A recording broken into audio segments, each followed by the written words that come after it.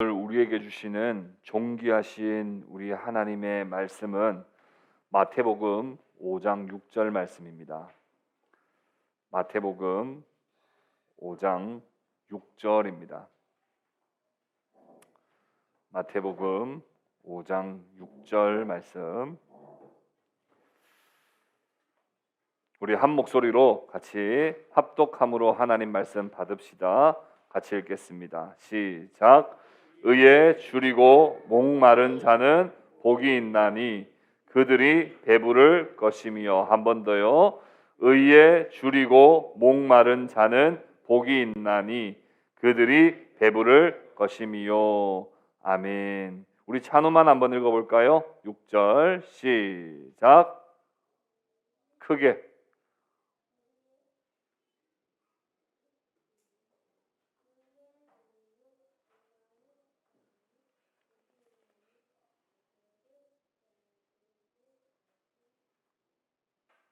아멘. 오늘은 우리 팔복 네 번째 시간입니다. 팔복 네 번째 시간. 의에 줄이고 목마른 자. 의에 줄이고 목마른 자. 이 세상에 사는 사람 중에 불행하고 싶은 사람이 있을까요? 한번 생각해 보세요. 이 세상 사는 사람 중에 나는 불행하게 살고 싶다. 난 좀 제발 좀 불행했으면 좋겠다. 그렇게 생각하는 사람이 있습니까? 그런 사람은 아무도 없습니다. 누구나 자신이 행복해지기를 바라고, 도대체 행복은 어디에 있을까? 그 행복을 쫓아서 각자의 저마다 삶의 여행을 살고 있지는 않습니까? 오늘 여러분들에게 좀 스스로 한번 질문을 해볼 수 있으면 참 좋겠습니다. 나는 행복한가? 나는 지금 행복한가? 만약 여러분들이 지금 행복하다고 느낀다면 무엇 때문에 행복하다고 느끼십니까? 만약 내가 지금 그다지 행복하지 않다고 느낀다면 무엇이 없어서 행복하지 않다고 느끼고 있습니까? 나에게 무엇이 더 채워지면, 나에게 무엇이 더해지면 행복하다고 느낄까요? 오늘 우리는 이런 질문으로 말씀을 시작하려고 합니다. 나는 행복해질 수 있는가? 어떻게 하면 나는 행복할 수 있는가? 여러분, 이제 팔복의 말씀을 우리가 들으면서 참 유명한 말씀이다 하는 것 그 이상으로 이 말씀도 배경을 잘 알아야 합니다. 예수님께서 약 2000년 전에 성육신하셔서 이스라엘이라고 하는 땅에 베들레헴의 마을 구유에서 나셨습니다. 아시죠? 그 당시 이스라엘 백성들은 행복하다고 느끼고 있었을까요? 예수님이 오셨을 당시 이스라엘 백성들은 우리나라는 참 행복한 나라야. 우리는 참 행복하게 살고 있어. 그렇게 느꼈을까요? 그렇지 않습니다. 이스라엘 나라 사람들은 대부분이 자신이 불행하다고 생각하고 있었습니다. 왜냐하면 당시 로마의 압제 아래에서 식민지 통치를 받고 있었고, 너무나 가난해서 제대로 먹을 것을 먹지 못하는 상황이었고, 병든 사람들은 많은데 고쳐줄 의사가 없었고 의료 기술이 없었습니다. 그런 기본적인 것들을 누리지 못하며 살아가는 이스라엘 백성들은 자신들이 불행하다고 생각하고 있었습니다. 그들이 간절히 바라는 것이 하나 있었다면 성경에서 약속한 메시아가 얼른 와서 성경에서 약속한 메시아가 얼른 와서 우리를 좀 건져줬으면 좋겠다. 첫 번째는 로마의 식민지 통치로부터 좀 벗어나서 자유롭게 살고 싶다. 두 번째, 먹을 것 좀 걱정 안 하고 살고 싶다. 세 번째, 안 아프고 좀 살고 싶다. 마지막으로 율법이 너무 무거워요. 하나님이 주신 십계명을 넘어 모세오경의 율법을 넘어 바리새인들이 만들어낸 613가지의 율법 조항들은 그들을 너무나 괴롭게 만들고 있었습니다. 제발 여기서부터 난 좀 자유하고 싶다. 그 생각을 하고 살았으니 이스라엘 백성들은 대부분이 불행하다고 느끼고 있었습니다. 그때 주님께서 이제 오신 거예요. 그리고 주님이 공생의 사역을 시작하시니까 수많은 사람들이 구름대 몰려오듯이 주님께 몰려왔습니다. 왜요? 주님이 기적을 베풀죠. 먹을 거 주죠. 병 다 치료해 주시죠. 이러니까 소문이 일파만파로 퍼져서 얼마나 수많은 사람들이 예수님을 쫓아왔는지 모릅니다. 만약 그들이 기대하는 메시아가 만약 예수님이었다면 예수님은 죽으실 때까지 그 일만 하셔도 됩니다. 근데 주님은 그걸 주러 오신 분이 아니에요.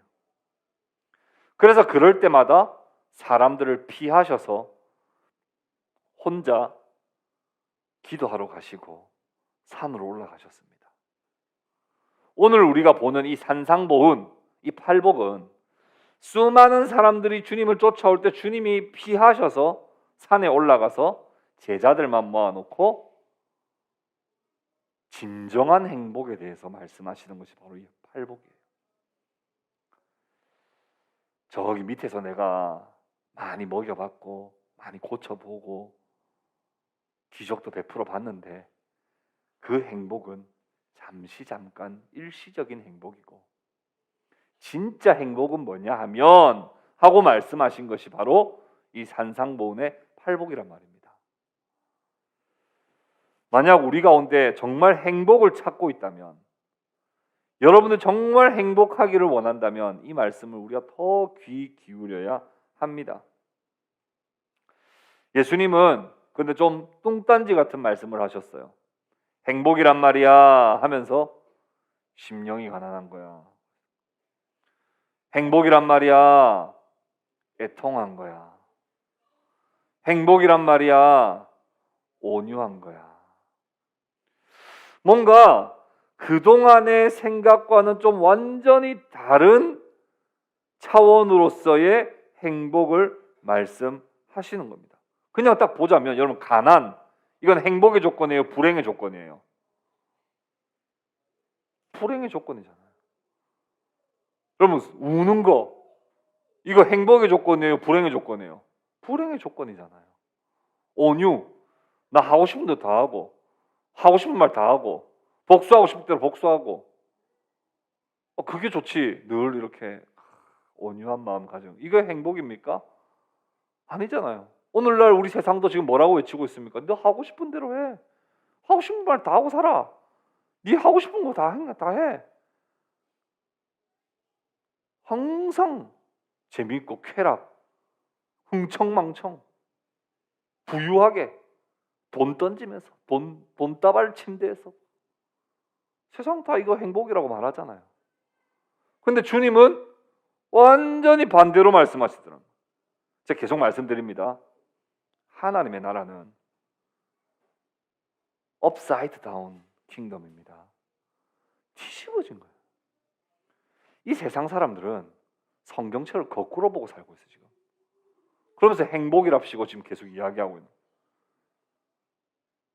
근데 주님은 성경책을 다시 돌려서 행복이란 말이야 하고 말씀을 해주시는 거예요.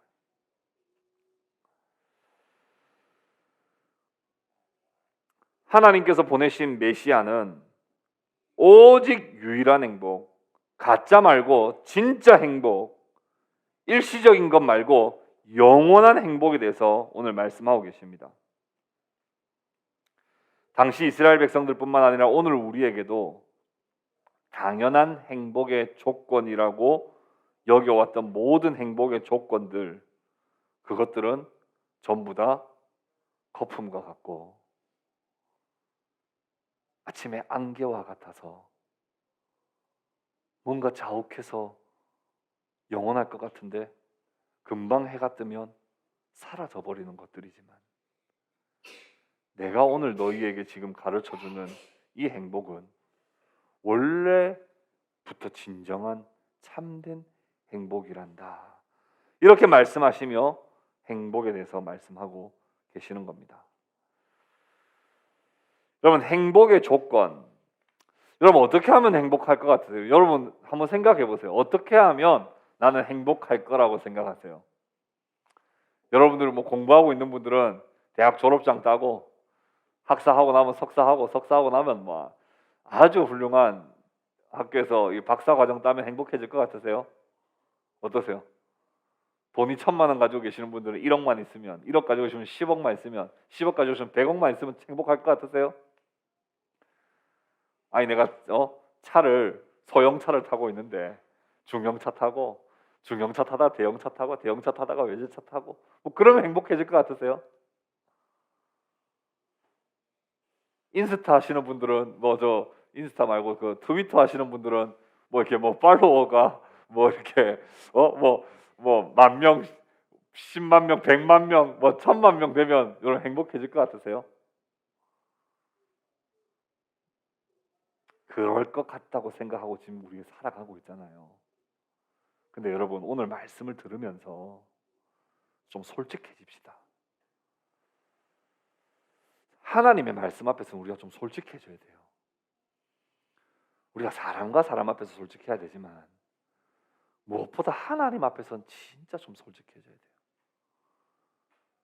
그거 여러분 진짜 우리를 행복으로 인도하지 못할 거라는 거 사실은 알잖아요. 사실은 알잖아요. 근데 오늘 예배당 밖으로 또 나가면 또 그거 쫓아갈 거죠. 이런 우리의 현실과 이런 실존에 대해서 진지하게 성령의 인도를 받아 하나님의 말씀을 제대로 보고 그 말씀대로 살아가기를 우리가 오늘 진심으로 하나님 앞에 다짐하지 않으면 우리는 10년, 20년 지나도 이 모습 이대로입니다. 할렐루야 하면 아멘 그러고 뭐 그냥 뭐 찬송할 때 뭐 박수 치면 찬송하고 그냥 이러다가 또 나가면 또 마치 거기에 행복이 있는 마냥 막 쫓아가는 거예요.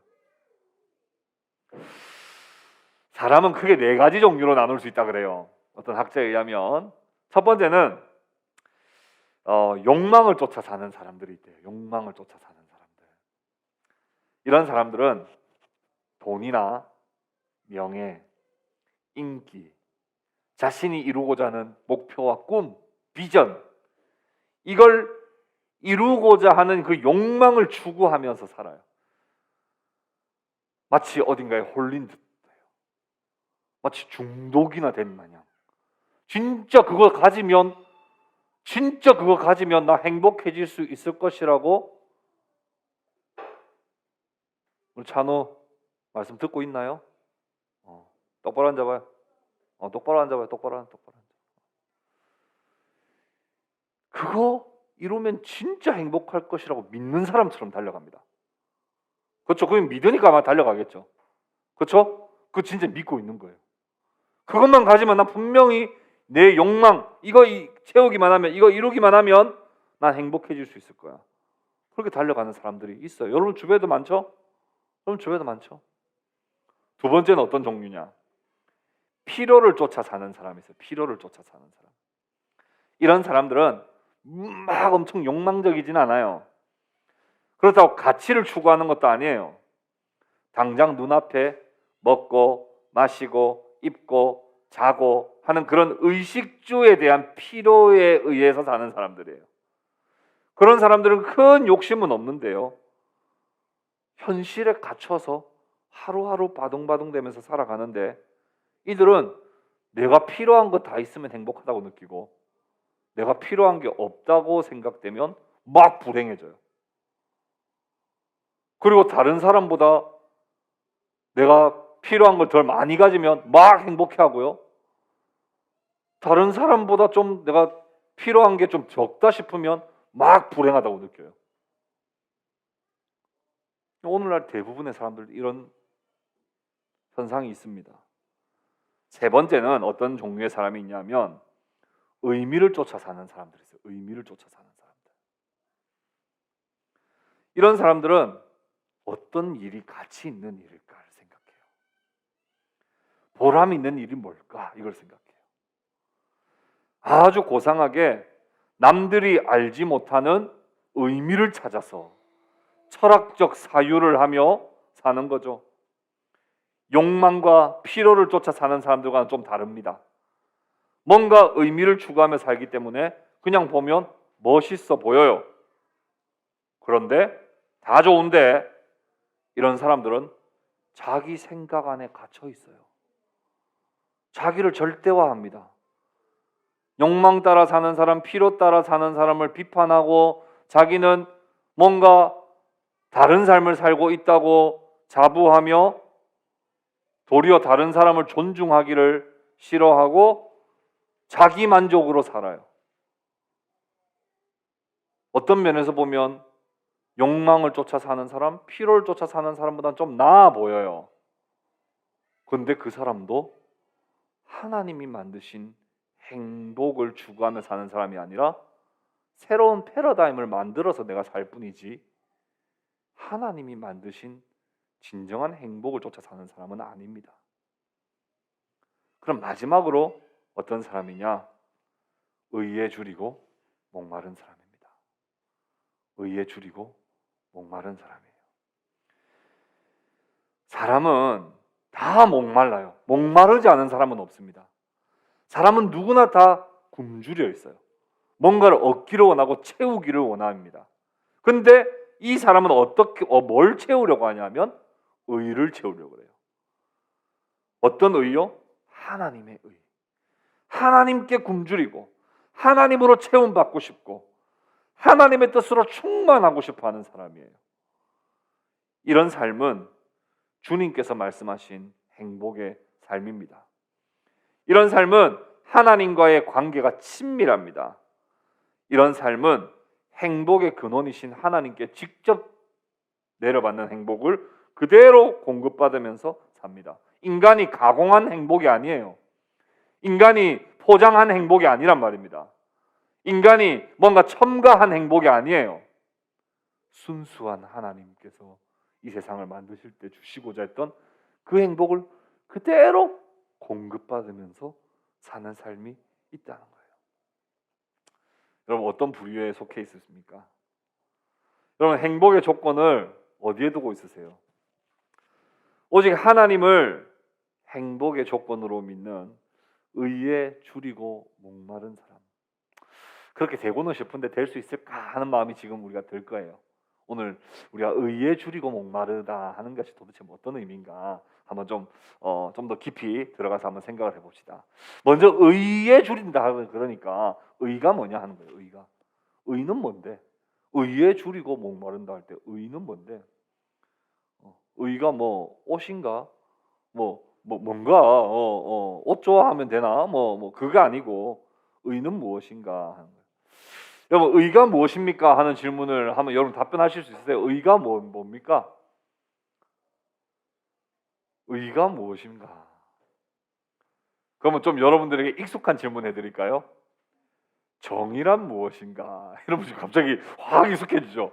여러분 분명히 모태신앙들도 많고 신앙생활을 몇십 년 하신 분들인데 의가 무엇인가에 대해서는 답변을 못하는데 정의란 무엇인가 이러면 바로 마이클 샌델 하면서 나 그거 읽어봤어요. 아니면 앞부분만 좀 봤어요. 대부분 앞부분만 봤잖아요. 대부분 앞부분 이 책이요 영미에서 10만 권 팔렸대요. 한국에서 몇 권 팔린지 압니까? 200만 권 팔렸대요. 영미에서 10만 권 팔렸는데 한국에서 200만 권 팔렸대요. 한국 사람들 정의에 대한 관심 되게 많습니다. 한국 사람들 이 옳고 그름, 뭐 의, 이거에 대해서 관심 진짜 많아요. 여러분, 이 책에서 제시하는 몇 가지가 있잖아요. 공리주의, 이 뭐예요? 공동의 선을 추구하는 거예요. 그렇죠? 그러니까 이걸 선택할 때 뭐가 정의냐라고 했을 때 많은 사람들이 유익을 얻을 수 있는 걸 선택해야 된다. 이게 공리주의잖아요. 이게 정의다. 근데 여기 문제가 있죠. 뭐예요? 소수는 무시해도 되냐? 단 한 명이라도 무시해야 되냐? 그러니까 이 공리주의가 뭐 사실 제대로 이게 정의다 이렇게 말할 수가 없죠. 여기서 등장하는 또 하나의 그 정의, 자유지상주의. 이게 뭐예요? 사람이 내가 선택할 수 있는 권리가 있어야지, 자유로워야지. 근데 그러다 보니까 뭐예요? 무슨 문제가 생겼어요? 도덕적으로 문제가 생겨요. 막 장기 매매하고, 막 인신 매매하고, 막 마약하고. 그러니까 이게 법에서부터 우리는 자유하고 싶어, 내가 권리가 있는데 막 이렇게 이제 되다 보니까 이게 싸우게 되는 거예요. 그럼 도덕적으로 이게 다 망가지는 거예요. 이게 자유지상주의, 도덕주의, 여기서 막 뭐가 정의냐? 어느 정도는 좀 컨트롤하는 게 정의냐? 완전 자유를 주는 게 정의냐? 여기에 막 하죠. 평등과 복지를 추구하는 것이 그것이 정의다. 그러다 보니까 복지를 추구하다 보니까 어떻게 돼요? 많이 버는 사람이 많이 세금 내라. 그래서 다 잘 살게 하자. 했더니 그게 진짜 평등한 거냐? 많이 번 사람이 많이 내는 것만이 진짜 그럼 그 사람 또 역차별을 지금 차별당하고 있는 거 아니냐? 뭐 그러니까 이게 참 이제 마이클 샌델의 정의란 무엇인가는 안 읽어봐도 되겠다 이런 생각이 들 정도로. 근데 마이클 샌델 교수는 뭐라고 했을까요? 자신도 결론을 내리지 못합니다. 여러분, 의가 뭡니까? 도대체 정의는 뭡니까? 주님께서 말씀하실 때 의에 줄이고 목마른 자가 복이 있다 말씀하실 때 그 의가 뭐냔 말입니다. 성경에서 말하는 이 의는 바로 하나님의 의입니다. 더 쉽게 말하면 하나님 자신입니다. 의라고 번역된 헬라어 디카이오시넨이라는 이 단어는 하나님의 거룩함, 하나님의 공의, 하나님의 무죄함, 이런 하나님의 속성에 대해서 말할 때 이 디카이오시넨이라는 단어를 사용합니다. 그러니까 이 하나님의 의라고 하는 건 사실 줄이자면 하나님 그 자신이에요. 다수를 택할 거냐, 소수의 인권을 존중할 거냐, 평등을 중요하게 여길 거냐, 아니면 복지를 뭐 중요하게 여길 거냐, 자유를 중요하게 여길 거냐, 도덕적 규율을 중요하게 여길 거냐. 기준이 사람은 자기의 상황과 환경과 여건에 따라 계속 바뀌는 거 아시죠? 그래서 오죽하면 내로남불이라는 말이 사실 우리의 삶의 그냥 인간의 그냥 전형적인 모습이 바로 이 내로남불이에요. 제가 그럴 때가 있더라니까. 저 진짜 냉정한 사람이거든요. 근데 놀이터 갔어요. 놀이터 갔는데 제가 제 딸에게 질서 줄 서가지고 지금 시소 타야지. 어디서 지금 그렇게 하는 거 안 돼. 딱 했어요. 근데 정의롭게 말했잖아요. 근데 다른 친구들한테도 또 줄 서서 해야지 하고 막 엄마들 있어도 제가 아닌 건 아니라고 막 이야기해요. 근데 제 말 아무도 안 들어요. 다 엉망인 거예요. 제가 제 딸 보고 나중에는 얘가 한 번도 못하고 울고 있으니까 야 너도 가서 그냥 그냥 밀고 타시 안 되겠다. 야 나와 너 많이 탔지 나와. 사람이요 되게 저 정의로운 사람인 줄 알았는데 이 내로남불 장난 아니에요. 자기는 괜찮다고 계속 생각. 그 상황에 따라서 계속 인간은 기준이 마구마구 흔들리고 바뀌는 겁니다. 그래서 기준을 잘 잡는 게 중요해요. 기준. 여러분 군대에서 줄 섭니다 할 때 누구 기준, 임은총 형제 기준 할 때 그 기준이 막 흔들리면요 계속 얼차려 받아요. 근데 최소한 기준이 그 기준을 정확하게 기준을 딱 잡으면 옆으로 뭐 3열로 서든 5열로 서든 그게 기준이 제일 중요한데 그 기준이 뭐냐 하면 바로 하나님이시다 하는 거예요. 하나님의 기준에서 봤을 때 인간은 전혀 의가 없습니다.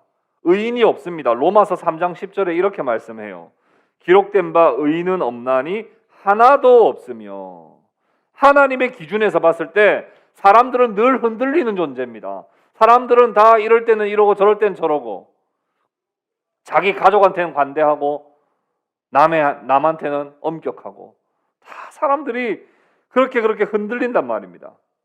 세상 사람들이 아무리 이것이 옳다고 하더라도 우리는 기준이 흔들리지 않아야 되는데 그 기준이 뭐냐 하면 바로 하나님의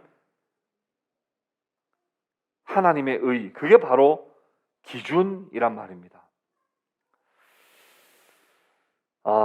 매일 정확히 12시가 되면 호각을 불어야 하는 책임이 있는 어느 공장의 노동자가 있었습니다. 몇 시가 되면요?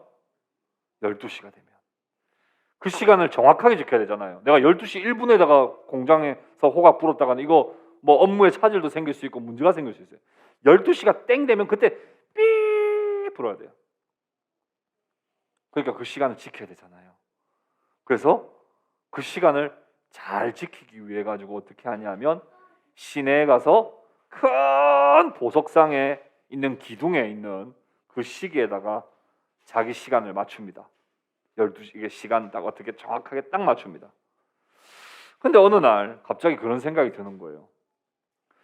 보석상의 주인은 어떻게 그 시간을 알고 있었을까? 그래가지고 어느 날 가서 물어봤답니다.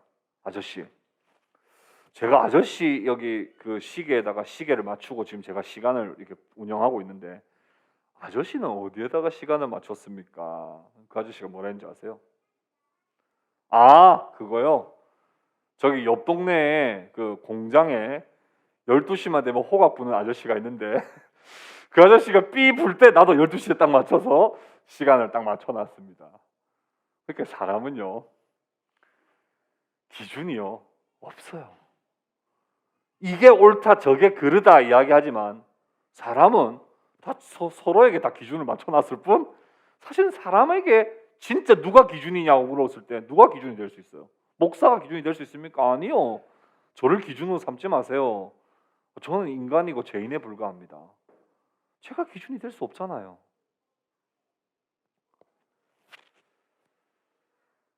우리는 어디에 기준을 맞추고 살아야 될까를 오늘부터 생각해야 됩니다.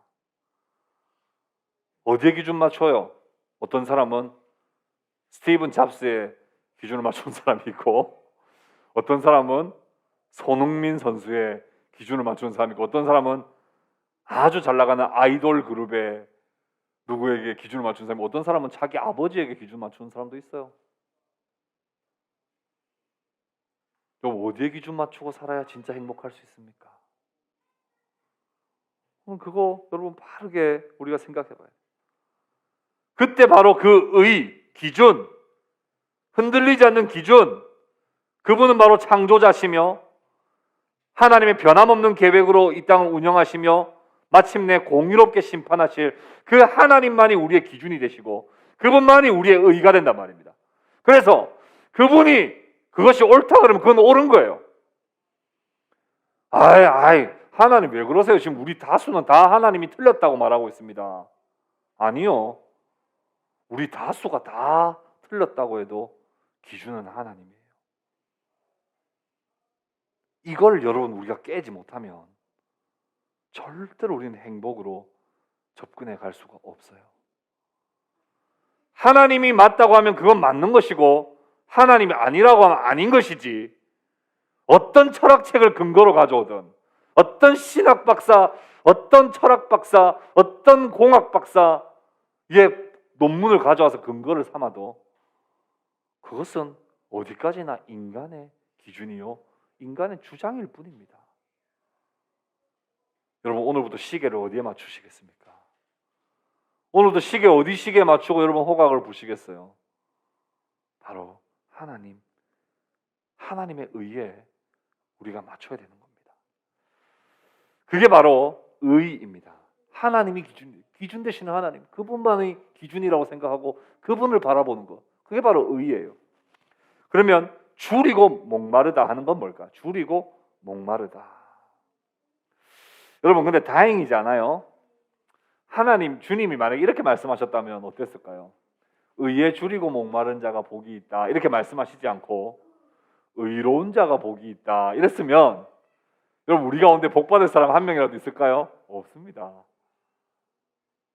우리는 맞다고 주장하는데 이상한데 시계 맞추고 지금 계속 맞다고 주장하는데 아니에요. 그런데 주님이 이렇게 말씀하신 게 얼마나 큰 위로가 되는지 몰라요. 의에 줄이고 목마른 자가 복이 있다.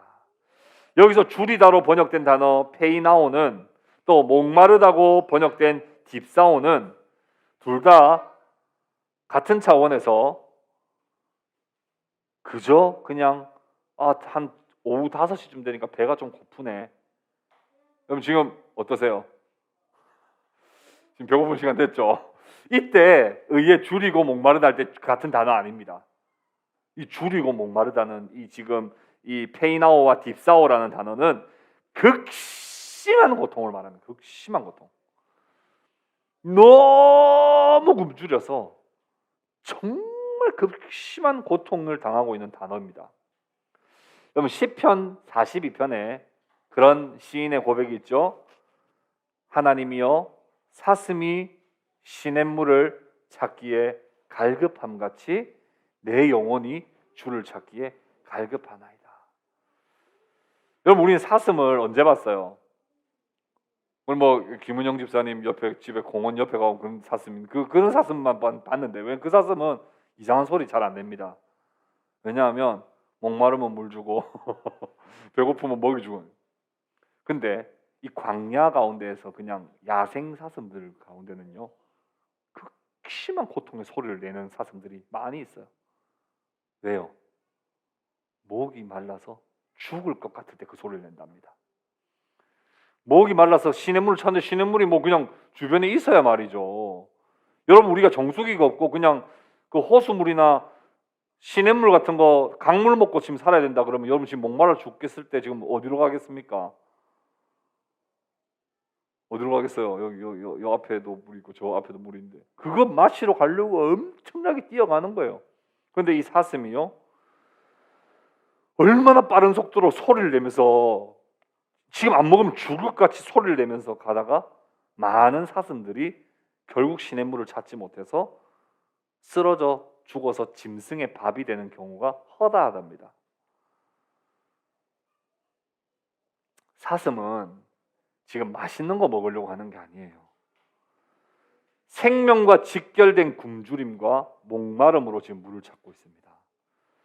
우리가 하나님을 줄이고 목마른 마음으로 하나님을 찾아야 되는 것은 뭐냐 하면 넉넉한 마음으로 와서 하나님 주셔도 그만 안 주셔도 그만이고요. 주시면 좋고요 안 주셔도 어쩔 수 없고요. 그런 갈급함이 아니라고요. 내가 이거 안 먹으면 지금 죽는 거예요. 지금 물 안 마시면 쓰러지는 거예요. 그런 마음으로 누구를 찾는다고요? 하나님을 찾는다고요.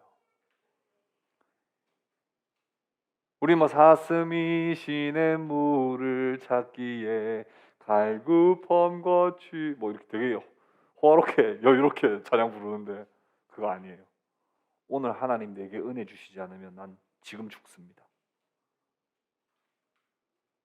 그 마음으로 하나님을 찾는데요. 여러분, 오늘 예배 어떤 마음으로 나오셨어요? 여러분, 오늘 예배 어떤 마음으로 나오셨어요?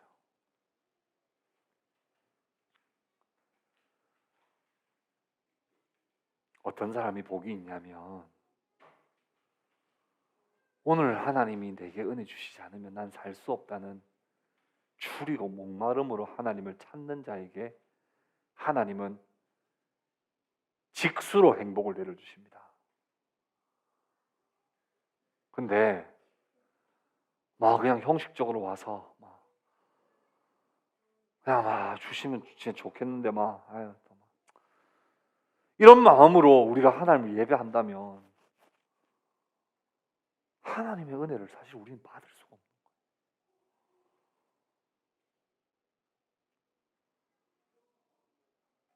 여러분 오늘 어떤 마음으로 하나님께 나오셨습니까? 날마다 큐티하실 때 어떤 마음으로 큐티하세요? 기도할 때 어떤 마음으로 기도하세요? 밥 먹을 때 어떤 마음으로 기도하세요? 여러분 당자 아시죠? 당자가 재산 많이 가지고 나가면 행복할 줄 알았어요. 그렇죠? 아버지 떠나면 행복할 줄 알았어요.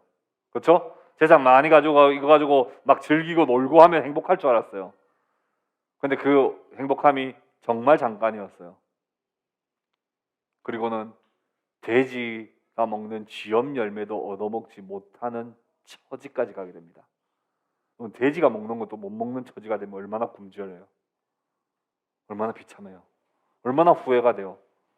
얼마나 허무해요. 그때 이 탕자가 깨닫게 됩니다. 뭐요? 아버지께로 돌아가야 되겠다. 아버지한테 가면 배고픔이 해결된다. 아버지한테 가면 나의 이 굶주림이 해결된다.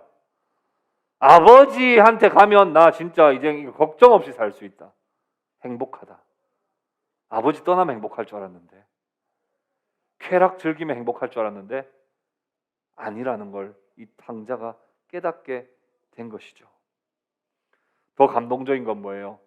아버지께로 용기 내서 아버지께 가는데 아버지가 언제 올 줄 모르는 아들을 어디까지 와가지고 마중 나와서 기다리고 계시는 거예요. 아들이 오자 측은히 여겨 달려가 목을 안고 입을 맞추고 맞아줍니다. 손에 가락지를 끼우고 신에 신발을 신게 하고 살찐 송아지를 잡아 잔치를 해줍니다. 이게 원래 정상적인 행복의 원리입니다. 이게 행복이에요. 근데 죄인들은 하나님을 거부했단 말입니다. 내가 하나님같이 되겠다. 탕자의 마음이죠. 내가 주권을 가지고 살겠다. 그 마음으로 선악과를 먹어버린 이 인간의 실존은 늘 하나님을 떠나 집 나가서 행복을 찾고 있는 탕자의 모습과 똑같은 거예요. 근데 그걸 성령의 은혜로 깨닫기만 하면 아버지께로 가면 배부르다는 걸 아는 사람들은 아버지께 의해 줄이고 목마를 수 있는 거예요. 여러분 하나님께 나아갈 때 어떤 마음으로 나아가십니까? 사슴이 시냇물을 찾기에 갈급함처럼 하나님께 나아가십니까? 탕자가 이제 아버지 집에 가기만 하면 난 살 수 있다는 마음으로 그렇게 지금 아버지께 나아가고 계십니까?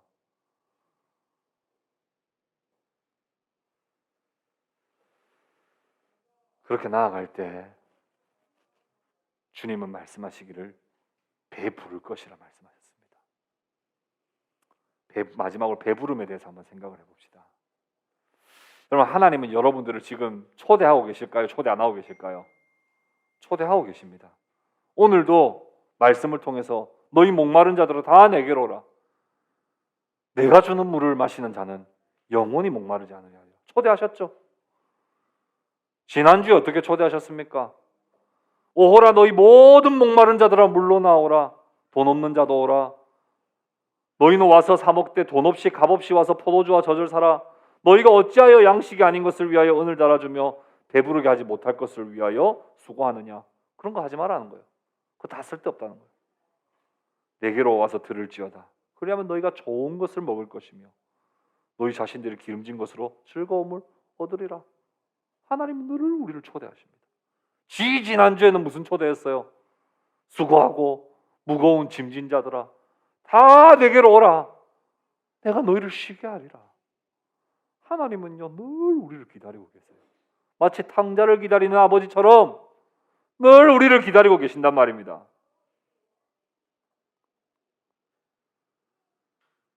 인간이 아버지의 품을 떠나서 즐거움을 추구하고 행복을 추구하면 늘 더 배고프, 더 굶주립니다.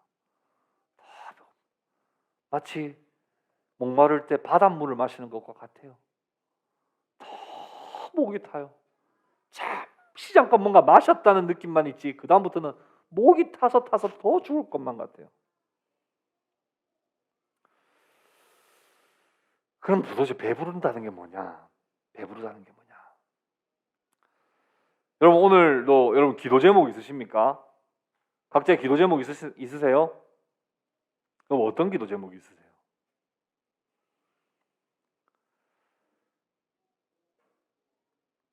우리가 좀 죄송합니다만은 계속 함정에 빠지는 게 그거예요. 하나님 그분 자신이 목적이 되지 아니하고 하나님을 계속 도구로 삼으려고 하는 그 욕망이 우리 깊은 곳에 있어요. 그래서 의에 줄이고 목마른 자가 복이 있다 이렇게 가면 아멘 하고 가서 나중에 기도할 때 어떻게 기도하는지 압니까? 이렇게 기도해요. 주여 주님께 목마릅니다. 주님께 내가 갈급합니다. 하나님 그러니 이제 나에게 이거 주세요. 이렇게 결론 내려줘요. 이게 우리가 배워왔던 신앙이에요.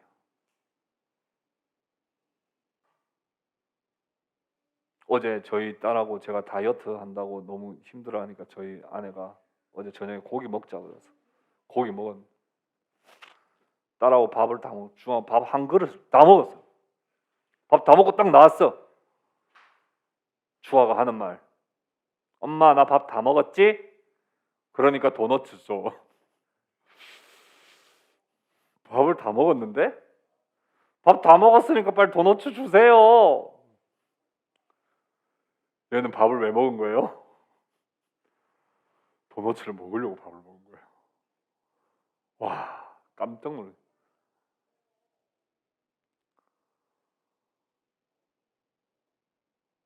우리는 하나님 그분이 목표가 되고 그분 자신이 목적이 되고 하나님으로 내가 만족한 한 신앙으로 나아가야 되는데 어떻게 하면 하나님을 감동시켜서 하나님의 마음을 움직여서 하나님이 나에게 크게 한 통 쏠 수 있도록 하나님을 잘 설득해 볼까로 신앙생활을 한단 말입니다.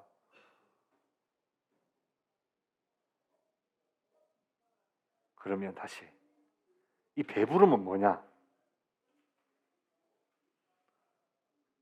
하나님, 저 하나님으로 충만해졌어요.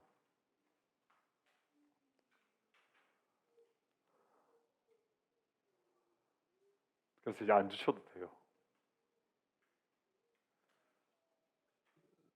저 진짜 하나님으로 너무 만족해서 예전에는 이게 있으면 행복할 것 같았는데요. 그거 진짜 없어도 상관없어요. 전 진짜 하나님만 있으면 돼요. 이 자리에 우리가 나아가지 못하면 다 종교 생활하는 겁니다. 다른 종교와 다를 게 하나도 없어요. 불교와 다를 게 하나도 없고요. 가톨릭과 다를 게 하나도 없고 다 다른 종교, 이타 종교, 무당들하고도 똑같아요. 심지어 어떻게든 내 신을 설득시켜서 내 신의 마음을 움직여서 내가 얻어내고자 하는 건 얻어내고자. 다시 오늘 질문 드릴게요. 여러분들에게 기도 제목이 있습니까? 기도 제목이 없습니다. 이것도 문제예요. 기도 제목이 있어야죠. 주님이 어떻게 기도해야 되는지 우리에게 또 알려주시기도 하셨잖아요. 근데 주님은 놀랍게도 하나님의 이름을 위해서 기도하고 하나님의 나라를 위해서 기도하고 아버지의 영광을 위해서 기도하는 모습으로 주님은 보여주세요. 여러분 그렇게 채워질 때 진짜 배부릅니다. 진짜 배부릅니다.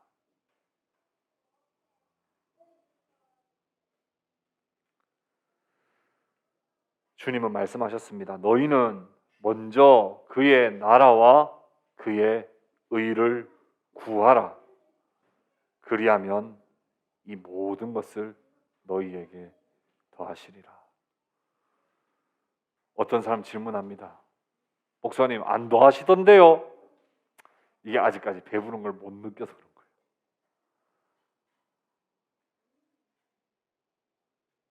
하나님으로 만족되면요, 하나님이 다 알아서 하신다는 것이 느껴지고, 하나님이 믿어지면, 하나님으로 충만해지면, 하나님의 계획과 하나님의 마음으로 내가 충만해지면 진짜 내게 부족함이 없다고 고백해요. 그게 시편 23편의 고백인 거예요. 여호와가 나의 목자시기 때문에 내게 부족함이 없습니다. 옆집에 있는 양은 더 많이 먹었대. 그 상관없고, 더 많이 먹든 덜 먹든 뭐 상관없고, 내 목자로 내가 충만하니까 목자가 내게 필요한 걸 다 먹이셨다는 그 만족감으로 행복하게 산다는 겁니다. 말씀을 정리합시다. 하나의 종교로 전락해버린 기독교 신앙은 이타 종교들과 같이 하나님께 굶주리면, 하나님께 매달리면 내 소원을 들어주신다, 이렇게 가르쳐왔고, 우리는 지금도 그렇게 받아들이려고 했을지도 모릅니다.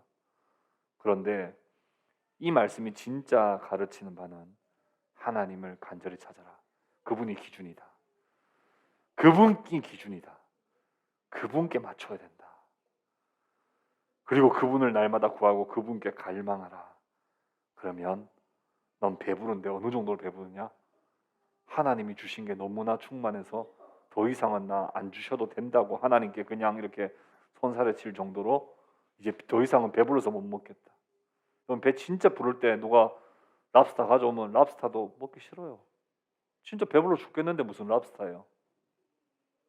그런 하나님의 행복을 다 받아 누리시는 저와 여러분들 다 되실 수 있기를 우리 구주 예수 그리스도의 이름으로 축복합니다.